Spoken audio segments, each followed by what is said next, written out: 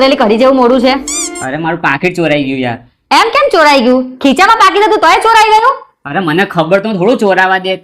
તમારે તો બસ આવું જ હોય. લગ્ન કરવા આયા ને ત્યારે તમે મંગળસૂત્ર ભૂલી ગયા હતા.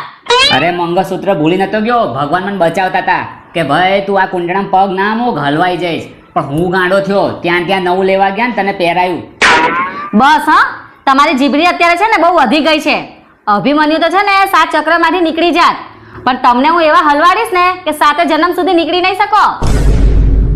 જો બોલવામાં કઈ મજા નહીં. હારો આ છોકરા ક્યાં ગયા બોલ? એ શ્રેયસ ને ધારવી બહુ મસ્તી કરતા હતા ને તે એને કપડાં ધોવા મોકલી દીધો.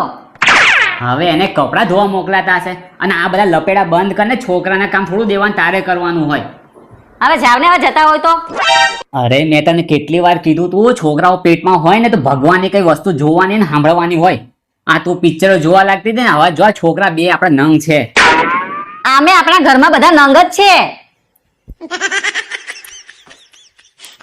આને તો કઈ કહેવા જેવું નથી ને, તો 13 વર્ષ જૂના ચોપડા ખોલીને બેસી જશે.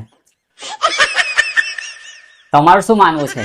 દરેક લેડીઝ કહેતી હોય કે મને કઈ યાદ નહીં રહેતું, પણ હમણાં કોકનો વાંક કાઢવાનું કહો, 50 વર્ષ જૂની વાતો યાદ કરીને બેસી જશે. તમારું શું માનવું છે? મારી વાત સાથે સહેમત છો ને? હા કે ના? કોમેન્ટમાં જણાવો.